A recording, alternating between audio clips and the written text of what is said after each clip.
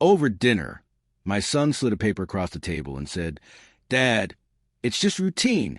The bank needs your signature." I trusted him. I signed. Weeks later, collectors banged on my door, demanding $500,000.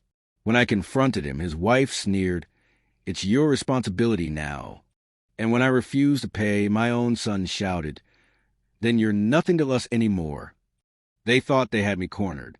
But that was only the beginning of the revenge that would tear their world apart. Before we dive in, you're watching True Revenge, where every betrayal meets justice. Subscribe now so you never miss when karma strikes back. The night I signed those papers, I didn't think much of it. I had spent decades providing for my family.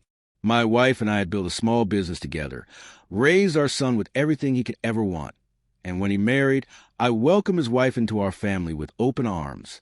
I thought we were close, a unit that could withstand anything. So when my son slid that folder across the table, speaking the same calm, confident tone I had heard since he was a boy, I didn't hesitate. I believed him. I believed in us. But the knock on the door that came weeks later shattered every illusion. The men standing on my porch weren't friendly neighbors or delivery workers. They were debt collectors, armed with documents that bore my signature and demands for $500,000. I remember the way my stomach twisted, the way my voice cracked as I asked them what this was about. I hadn't borrowed a cent. I hadn't signed for anything more than what my son said was routine. Yet here they were, waving proof that I had become the guarantor of his reckless choices. I called him immediately, panic coursing through my veins. My voice trembled as I asked him to come explain, to tell me this was a mistake. He arrived with his wife, both of them standing tall in my living room, like they owned the place. That's when she leaned in, smirking, and said, "It's your responsibility now." Her voice was sharp, almost mocking, like she had been waiting for this moment. My son didn't even flinch. Instead, when I refused to accept this trap, he raised his voice, his face red with anger, and screamed, "Then you're nothing to us anymore." The words pierced deeper than any financial blow could. This was my flesh and blood, the boy I had sacrificed for, standing there and declaring that my value ended the moment I refused to be their bank account. I felt humiliated, betrayed, discarded. And yet, even as a sting burned inside me, another fire began to rise. A quiet, dangerous fire. They thought they had me cornered. But I knew something they didn't. I wasn't as helpless as they believed. That night, when they stormed out, slamming my door, I sat alone in silence. The weight of the betrayal pressed down on me. Images of his childhood flashed before me. The scraped knees I had bandaged, the late nights I had stayed up helping him with homework, the celebrations when he graduated. And now I was disposable, a stepping stone for their greed. But here's the thing about betrayal. It doesn't just hurt. It sharpens you. It strips away illusions and forces you to see people for who they truly are. As I sat there, drowning in anger, I realized something crucial. They thought I was weak. They thought I was naive. They thought I would roll over, liquidate my savings, sell my house, and sacrifice everything to cover their mess. What they didn't know, what they couldn't possibly imagine, was that I had already started protecting myself years ago, quietly, patiently, without telling anyone, not even my wife. And now, for the first time, I would use those protections. I began by pulling out an old folder from the drawer of my desk. Inside were copies of every major document I had ever signed, every property deed, every bank statement, meticulously kept. My wife had always teased me about being overly cautious, but in that moment, that caution felt like armor, because I noticed something right away. The signature on the $500,000 guarantee was mine, yes, but the surrounding pages bore marks and additions I had never seen. They had slipped in extra clauses after I signed. That discovery didn't erase the debt, but it lit a spark of hope. If they were willing to alter documents once, maybe they had been sloppy elsewhere too. Maybe, just maybe, I could prove what they had done. Of course, I didn't confront them again. Not yet. I swallowed my pride and acted as if I was scrambling, desperate. I needed them to think I was cornered, that I had no options, because the longer they believed that, the more careless they would become. And the more careless they became, the stronger my case for revenge would grow. Days turned into weeks, and every interaction with them was performance. They mocked me, belittled me, pressured me to sell my assets. My daughter-in-law sneered about how the old man should know his place. My son, once my pride, now spoke to me like I was nothing but a burden. But I smiled, nodded, pretended to give in. All the while, I was gathering evidence. Quietly, patiently, each insult, each demand, each twisted smile, I stored them away like ammunition. They thought the war was already won, but in truth, it had only just begun. And so, the first seeds of my revenge were planted. The morning after I started pretending to be crushed, I called an old friend at the bank. I didn't do it for my home line. I used the payphone at the corner store so my son wouldn't see my hand shaking on the receiver. I told my friend, quietly and without flourish, that I needed a background check run on any recent loans that might be linked to my accounts and my name. He hesitated for a second, then said, "You sure you want to dig, Michael?" I swallowed. I don't have a choice. He promised discretion. That promise would become a lifeline. While they circled like sharks, demanding I sell things, signing forms, whispering to lawyers they thought were friendly, I moved in the opposite direction. Slow, careful, invisible. I opened a new account at a bank they'd never heard of, under a corporate-sounding name I reserved years ago, when I first thought about protecting what we worked for. I moved a fraction of my liquid savings into it, a quiet transfer designed to look like an ordinary bill payment. Nothing flashy, nothing to trigger alarms, just enough to begin a safety net they couldn't see. They called me a coward for hiding money. They called me deceitful. I let them. Words were cheap, evidence mattered. Every time my daughter-in-law demanded to know why I wouldn't simply liquidate and pay, I looked up at her with tired eyes and said, "I want to make sure the kids are set for life." The irony tasted like metal on my tongue. Their arrogance made them sloppy. Their sloppiness made my case. I began keeping copies of everything they handed me.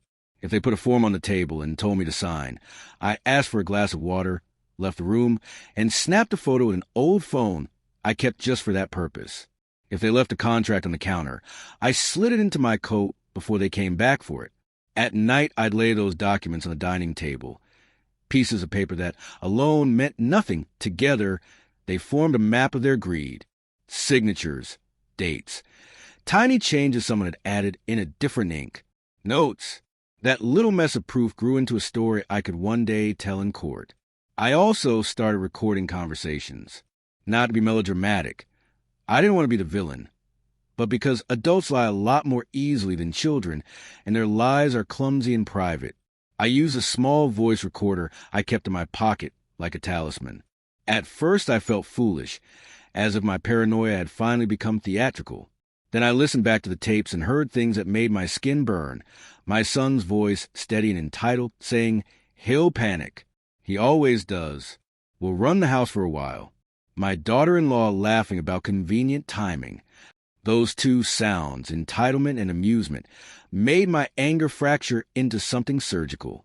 There were practical moves, too. I quietly updated beneficiary designations on certain accounts and added an irrevocable clause to the small life insurance policy I'd kept for years. I didn't tell anyone. If they had my signature on a loan, maybe they'd been clever enough to forge or slip clauses, but they hadn't thought I'd locked things down in ways that made a forced sale inconvenient and legally messy. I met with a lawyer under the guise of estate planning. I didn't tell the lawyer everything. I just told him enough to get a trust drafted, an arrangement that respected my children but prevented any impulsive transfers. He looked at me with a tenderness I hadn't expected and said, "Good. Your instincts were right." That word, instincts, felt like a small, private victory. Small victories add up. The first came when my son tried to force my hand by putting an ad in the local paper about selling property for urgent family needs. I let him do it. I even asked a neighbor, one of those old men who still mow their lawn at dawn, to casually mention it to my brother-in-law. The neighbor, surprised at the idea, asked my son if he had checked the deeds. My son waved it off, but the seed was planted. The ad attracted attention from a contractor who called to ask specifics.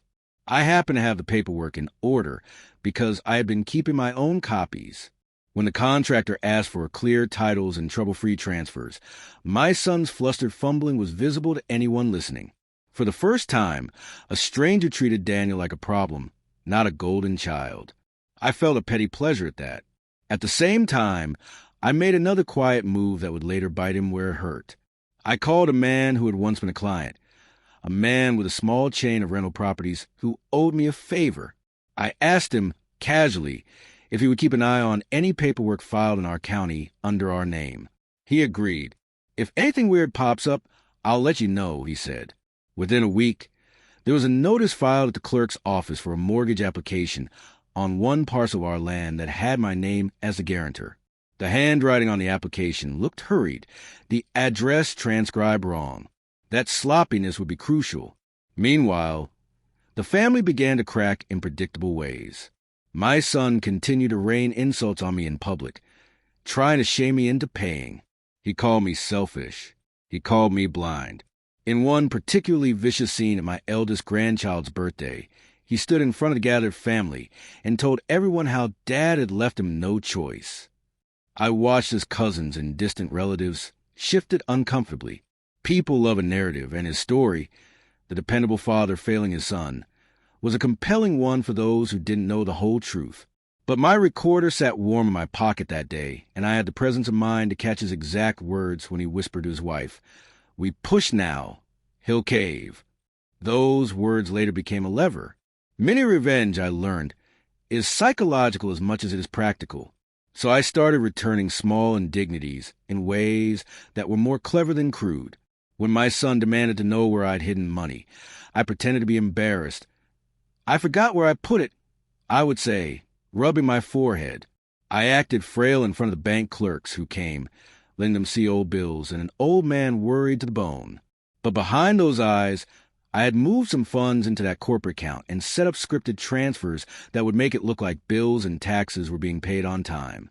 When creditors came calling and saw those scheduled transfers, some of them paused. They didn't want to press a fight if the money looked organized. That bought me time and gave me leverage. I also fed them narratives they wanted to believe. My son assumed that if I looked desperate, he could bully me into decisions that would clear his slate. So I let him see desperation. I cried in front of him once, not genuinely, but convincingly enough to make his wife gloat later about how easily they'd broken me. Their hubris grew. Hubris gets sloppy. Hubris lets you underestimate the person you wronged. At night, when the house was quiet and the children were at other homes, I stitched my file together. I printed copies of the mortgage notice with the bad handwriting. I copied bank statements and matched them against the supposed loan. I placed sticky notes where signatures didn't align. I put every recorded whisper and every cruel laugh into a folder labeled simply, "For trial." The label was blunt and served as a small calm in the storm. I felt like an archer stringing arrows. Each piece of evidence was a sharp point aimed at the center of their deception. There were moments of doubt. I wonder if revenge would hollow me out, if I had become the very person I despised. I thought of my wife, of the way she'd handle money, of the way she'd insisted I prepare for storms. She had been the one who nagged me to save paper copies, to keep receipts, to never trust convenience. If anything, I owed her the chance to see the mess cleaned up by justice rather than chaos. I told myself that truth would be enough to cleanse what they had done. As I laid the foundation for the big moves, I dropped little traps in plain sight. I let them think I would sell the farm. I even signed a preliminary form, a fake sign meant to appease the first push, but I made sure it was invalid, missing a crucial notary stamp. My son gloated at the false sign, convinced his victory was near. The day he brought a contractor to measure the fences, the contractor looked at the unsigned paper, frowned, and said, "You don't have clean title for this. You sure you want to proceed?" The contractor's doubt was contagious. The contractor left with his head down. Another crack in my son's plan. And then, in a move that felt almost cruel in its simplicity, I sent a copy of the mortgage application with the bad handwriting, the one my friend at the bank had flagged, to a local journalist I'd once quietly helped get a reference for. I didn't ask for an article. I simply sent the facts and asked if he saw the handwriting error. He called me back the next morning and said, "This looks weird. If you want, I'll look into the county filings." I didn't push him. I let the journalist's curiosity do what my anger could not: make the story public. Inch by inch, by the time the week ended, my son's confidence was fraying. He blamed me in public, called me stubborn, and declared I had ruined the family. But behind the curtains, people started asking questions. Why did the mortgage application have odd handwriting? Why was a payment schedule missing? Why did a man in the community recall seeing documents that didn't match the versions my son showed the bank? The more questions, the less certain their story became. And the more uncertain they became, the more I could push. They thought I was broken. They thought I was naive. They had no idea I had already tied the first knot to the rope that would undo them. That rope was slow work, and patience had always been my secret weapon. I watched them grow reckless, and I smiled to myself because rage had become a tool, steady, precise, and finally useful to ask questions multiplied and neighbors whispered. Their arrogance turned to panic. And in that panic, they made the mistakes that would let me finish what I had started. At first, they brushed off the chatter. Small town gossip, my daughter-in-law scoffed, swirling wine in her glass. But gossip spreads faster than fire in dry grass. Soon, contractors backed away. A local bank officer pulled me aside and whispered, "There's smoke around your son's name. You might want to be careful." I only nodded, hiding the satisfaction tugging at my lips. Their panic grew visible in small ways. My son's voice cracked when he argued, something it never used to do. His wife started calling me late at night, her tone swinging between sweet and vicious, depending on how desperate she felt. "We're family," she cooed once, trying to charm me. An hour later, when I didn't budge, she hissed, "If you ruin this for us, you'll regret it." That shift from manipulation to threat told me I had cornered them without even firing the final shot. But arrogance dies hard. Instead of retreating, they doubled down. They dragged me to a family gathering under the pretense of reconciliation. I walked in, hopeful for a moment that maybe, just maybe, they'd remember I was a father before I was a wallet. But no, it was a trap. In front of cousins, uncles, and even neighbors, my son stood and announced, "My father refuses to honor his debts. He's leaving us to drown." Gasps filled the room. He looked at me, daring me to deny it. I stayed quiet. Silence, I've learned, is louder than shouting. And while they mistook my quiet as weakness, I knew every eye in that room would eventually see the truth. Still, humiliation stung. It burned through me as I walked home alone that night. But revenge requires endurance, not just anger. So instead of lashing out, I tightened my grip on patience. At my kitchen table, I spread out my growing file again. Copies of documents, recordings of threats, witness statements from a contractor and banker. Each page was a blade. Each recording was a bullet. I wasn't just surviving. I was loading the gun. The more they pressed, the more careless they became. My son tried to transfer property in my name using a power of attorney that was never notarized. Sloppy. I let him believe it had worked. Even when the county office flagged it as invalid, his wife bragged about an upcoming deal that would set them free, not realizing that the deal depended on documents already in my possession. They were building a castle on sand, and I was quietly eroding the foundation. Meanwhile, I started seeding allies. I told a trusted neighbor bits of the story. Not everything, just enough to make sure that if something happened to me, someone would know where to look. I slipped a copy of my evidence file to my lawyer, marked confidential, and I reached out to a cousin who had always been suspicious of my son's charm.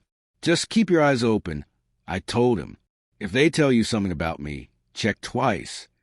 In small towns, allies aren't made with money. They're made with trust. By the end of the month, I had 3 allies planted in their blind spots. Their behavior toward me became crueler as they felt the walls closing in. One evening, they barged into my house without knocking. My daughter-in-law slammed her purse onto the table and barked, "Sign this, now." It was another loan agreement, this time with harsher terms. When I refused, she spat, "Then you're nothing but dead weight." My son added, "You're a burden, Dad. Always have been." For a second, the words pierced deeper than I care to admit. But I also noticed the desperation in his eyes. They weren't strong anymore. They were drowning in drowning people thrash. That night, after they stormed out, I sat with a glass of whiskey and listened to the latest recording I'd captured. Their voices dripped with contempt, mocking me, bragging about how easy it would be to bleed me dry. Listening, I felt something shift inside me. Not rage, not sorrow, but clarity. I realized I wasn't just protecting my property. I was protecting my dignity, my legacy. This wasn't about numbers on a page. It was about teaching them and anyone watching that betrayal has a price. Mini revenge came in waves. When they tried to cut deals with realtors, I quietly notified the Realtor Association that the signatures on the listing forms didn't match county records. Deals evaporated overnight. When they boasted about buying a new car with family support, I made sure the bank officer who had warned me earlier saw the fraudulent loan application. Suddenly, their credit froze, leaving them embarrassed in front of the same people they bragged to. I never raised my voice, never confronted them directly. My revenge was invisible, but it was everywhere. The pressure began to fracture their marriage, too. I overheard them arguing outside my porch one night. My daughter-in-law accused my son of being careless with paperwork. He shouted back that she was too greedy, that her schemes were too obvious. The same two who once smirked together now pointed fingers, each blaming the other. I sat in the dark, sipping tea, and thought, good. Let them eat each other alive before I even have to lift the final hammer. But betrayal always escalates before it collapses, and they weren't finished. Their next move was the cruelest yet. They tried to have me declared mentally unfit. They filed a petition claiming I was senile, unable to manage finances. The day I received the notice, my hands shook. It's one thing to be betrayed. It's another to be stripped of your very competence, your identity. They wanted to erase me completely. What they didn't know was that I had anticipated this. Weeks earlier, I had scheduled an independent mental health evaluation with a respected doctor, just in case.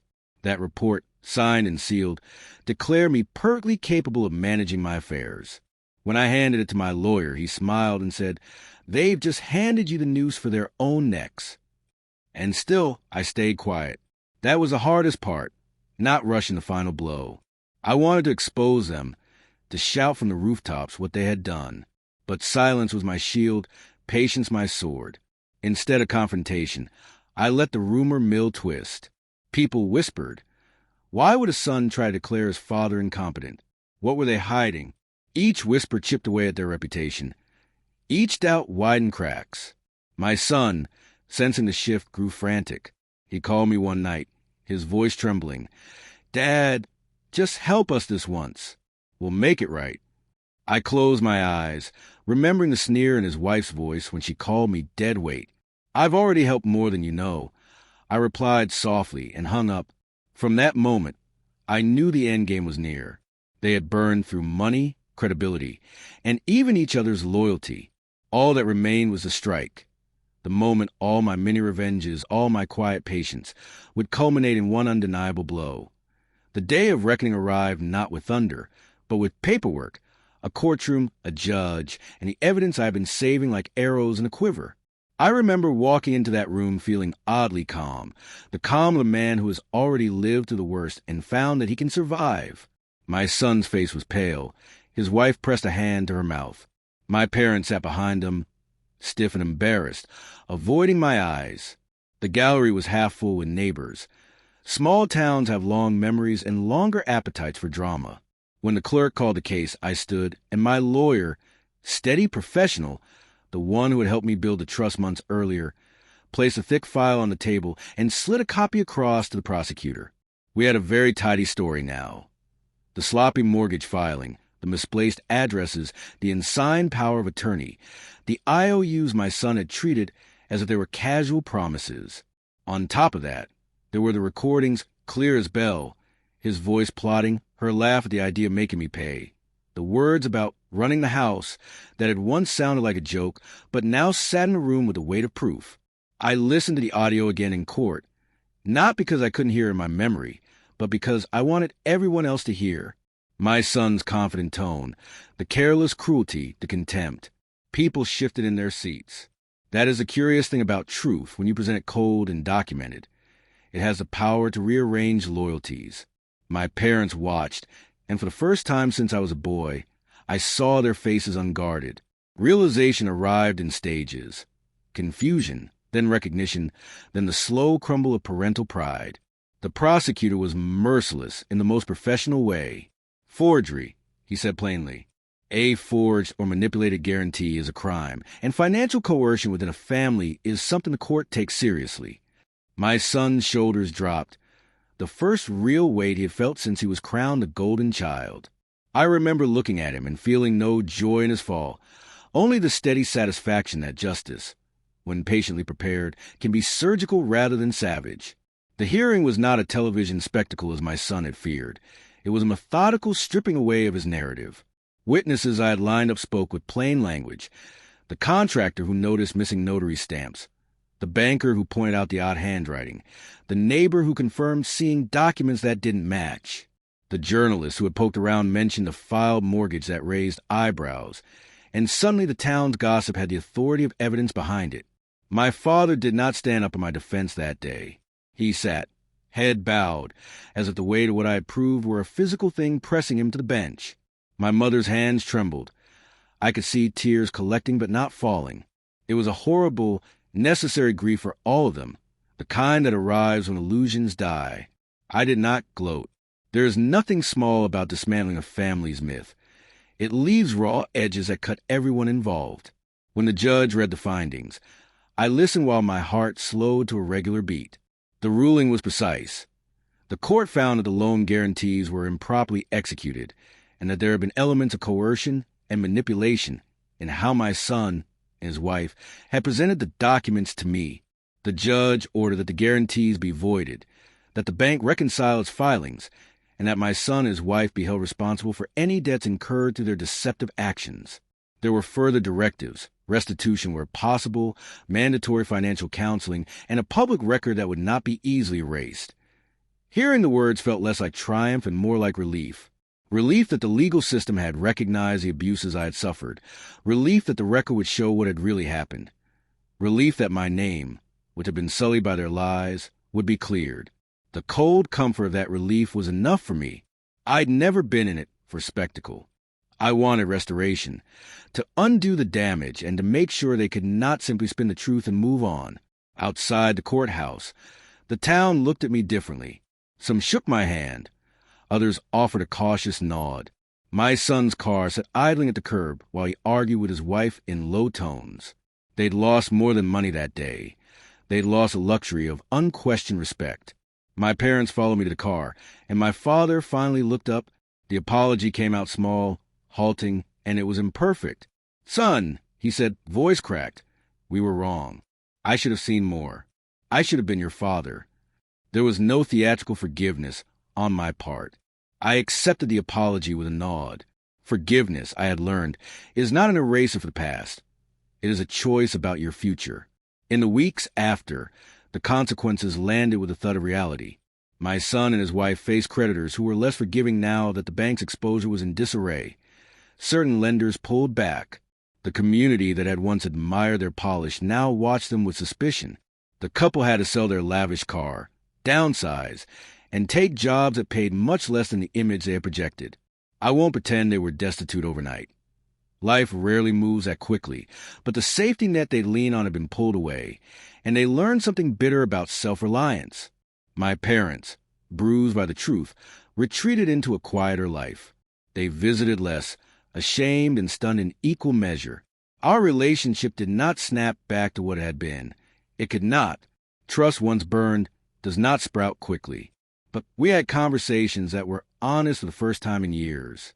My father admitted, haltingly, that he had feared losing prestige, and that fear had blinded him. My mother cried and told me she'd been so proud of a son she thought was perfect that she failed to notice the cracks. Those confessions were small steps. I listened, because listening is how you measure whether a person wants to change. As for me, I reclaimed the things that mattered. My business stabilized. Clients who had been unsure returned once the legal cloud lifted. I repaired some of the financial damage they'd attempted to inflict. More importantly, I reclaimed my dignity. Dignity, I discovered, wasn't something you demand from others. It's something you refuse to sell.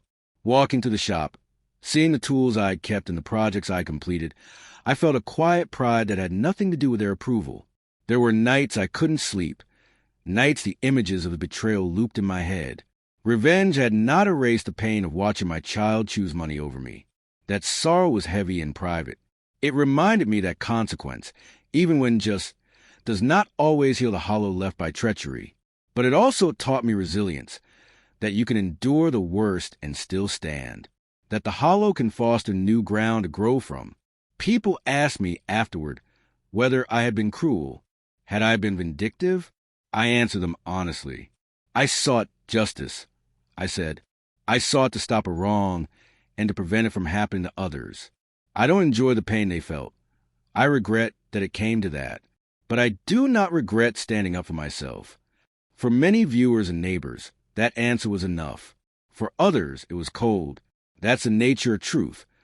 It looks different depending on the eye that measures it. Months later, at a small family gathering that was more of a check-in than a celebration, my son sat across from me and reached for my hand. His voice was small. "Dad," he said, "I was wrong. I'm sorry." This time his words came without the shield of arrogance. They were raw and human.